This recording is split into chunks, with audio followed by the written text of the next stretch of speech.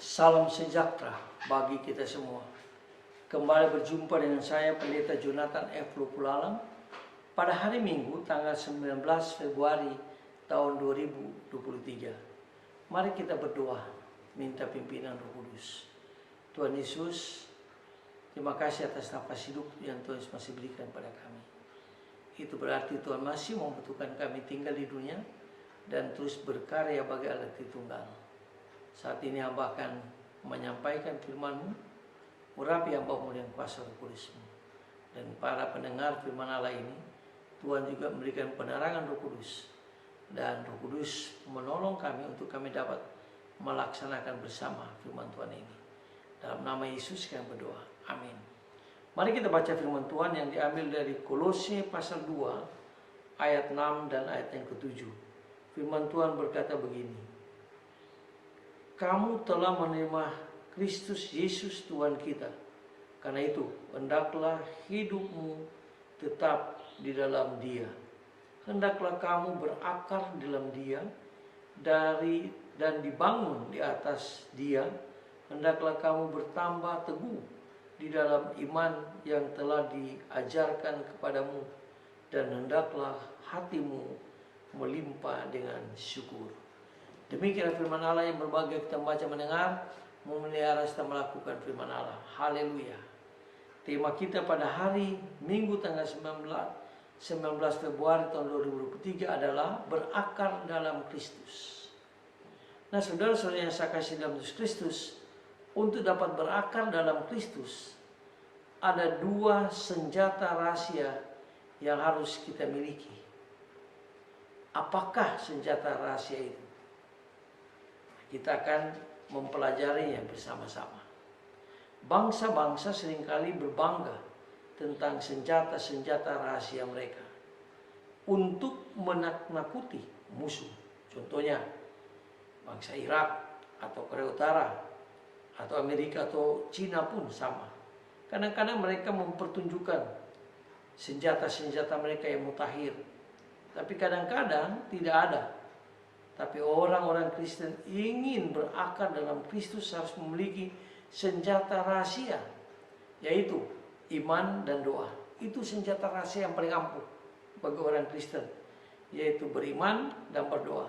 Pada saat orang Kristen mulai menggunakan senjata rahasia, iblis mulai takut dan mundur, sebab iblis gemetar apabila dilihatnya orang Kristen bertekun dalam iman dan bertekun dalam doa. Apabila kita berhubungan dengan Allah di dalam iman dan di dalam doa, kita diangkat ke tempat di mana iblis tak dapat menjamah kita. Ini luar biasa. Jadi dua itu aja, iman dan doa.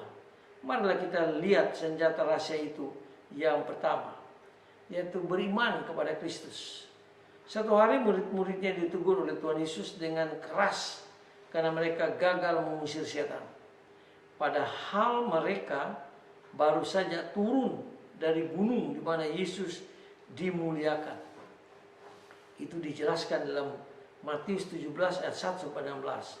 Yesus tidak dapat mentoleransi kehidupan yang tanpa iman. Itulah sebabnya Yesus marah dan berkata, "Hai kamu angkatan yang tidak percaya dan yang sesat. Berapa lama lagi aku harus tinggal di antara kamu? Berapa lagi aku harus sabar terhadap kamu? Bawalah anak itu kemari." Itu dijelaskan dalam Matius pasal 17 ayat 17. Kemudian ketika murid-murid sendirian dengan Yesus, mereka menanyakan mengapa mereka tidak dapat mengusir setan tersebut. Itu dijelaskan dalam Matius pasal 17 ayat 19. Kemudian Yesus menjelaskan di dalam pasal 17 ayat 21. Yesus berkata kepada mereka, "Karena kamu kurang percaya, sebab aku berkata kepadamu, sesungguhnya sekiranya kamu mempunyai iman sebesar biji sesawi saja, kamu dapat berkata kepada gunung ini, pindahlah dari tempat ini ke sana, maka gunung ini akan pindah dan tak akan ada yang mustahil bagi Tuhan." Jenis ini tidak dapat diusir kecuali dengan berdoa, beriman, dan berpuasa. Jadi kita memang membutuhkan iman, doa, dan berpuasa.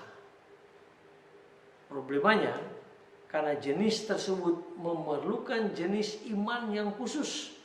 Iman yang memindahkan gunung. Iman yang apakah itu? Iman yang berakar dalam Kristus. Artinya murid-murid atau kita harus memiliki iman yang diberikan Allah dengan cuma-cuma pada kita, yaitu iman tanpa ragu-ragu. Jadi iman tanpa ragu-ragu itu dijelaskan Markus pasal 11 ayat 23 dan 24. Jadi kita kalau mau berakar dalam Kristus, kita harus memiliki iman yang tanpa ragu-ragu. Memang ada dua iman pada waktu kita menerima Kristus. Pertama, iman yang menyelamatkan, itu haknya Tuhan. Karena keselamatan itu anugerah Tuhan, pemberian Tuhan. Tapi yang kedua, iman yang menumbuhkan. Nah, iman ini yang kita harus kembang luaskan. Kita harus hadapi iman ini, kita harus bertumbuh. Kalau kita mau berakar kepada Tuhan Yesus, maka kita akan memiliki iman yang bertumbuh. Iman yang dikehendaki oleh Tuhan Yesus. Senjata yang kedua, senjata rahasia kita yang kedua adalah doa. Efesus 6 ayat 18 sampai dengan 20 mengatakan, apabila kita mau berakar dalam Kristus, kita harus bertekun dalam doa. Dan apabila kita telah hidup benar, maka doa kita besar kuasanya. Tuhan Yesus sebelum memulai dan melaksanakan tugas pekerjaan dan pelayanan yang besar, Yesus mulai dengan doa dan puasa. Matius 4 ayat 1 sampai 11. Dia mulai dengan doa dan puasa. Pada waktu Yesus mau mengakhiri pekerjaan dan pelayanan besar, Yesus mengakhiri dengan doa di Taman Getsemani. Yesus bergumul berdoa secara luar biasa. Murid-muridnya tidur. Akhirnya Yesus mengatakan, tidur saja kalian, karena dagingmu lemah. Nah, kita sebagai orang yang percaya pada Kristus dan pada zaman sekarang ini, pada era globalisasi, marilah kita tekun beriman dan tekun berdoa, plus kalau perlu berpuasa. Seperti Yesus, awal pelayanan dia puasa, 2 puasa, akhir pelayanan dia terus berdoa dan minta pertolongan pada Yesus. Dia minta pertolongan pada Allah. Ya, Yesus mengakhiri dengan doa di Taman Getsemani. Dan di kayu salib, dia masih tetap berdoa. Sehingga Yesus memperoleh kemenangan yang luar biasa atas setan. Setan kalah dan setan tidak berdaya. Karena Kristus, dia beriman kepada Allah dan dia terus berdoa. Ada hal yang seringkali saya katakan, banyak berdoa, banyak berkat, banyak berdoa, hidup tenang, kurang berdoa, kurang berkat, kurang tenang, tidak berdoa, tidak ada berkat dan tidak akan tenang. Nah, itulah sebabnya marilah kita kembangkan iman dan doa kita. Supaya kita berakar, bertumbuh dan berbuah di dalam Tuhan Yesus. Mari kita taruh kepala kita berdoa. Tuhan, ampuni kami Tuhan, kalau kami kurang beriman pada Kristus, kurang berdoa. Sehingga kadang-kadang kami tidak berakar dan tidak berbuah. Tapi hari ini melalui firman Allah yang kami dengar bersama, kami mau berakar dan berbuah di dalam Kristus. Sehingga pada waktu kami pulang ke surga, kami tidak dengan tangan kosong, tapi kami membawa jiwa-jiwa yang baru bagi Kristus. Ampun dosa kami Tuhan, dengarlah doa kami. Di nama Yesus, Juru Selamat kami, penebus dosa kami, Gembala kami yang sangat baik, kami berdoa dan bersyukur. Amin. Terpujilah Kristus dari kekal masa lampau sampai masa akan datang.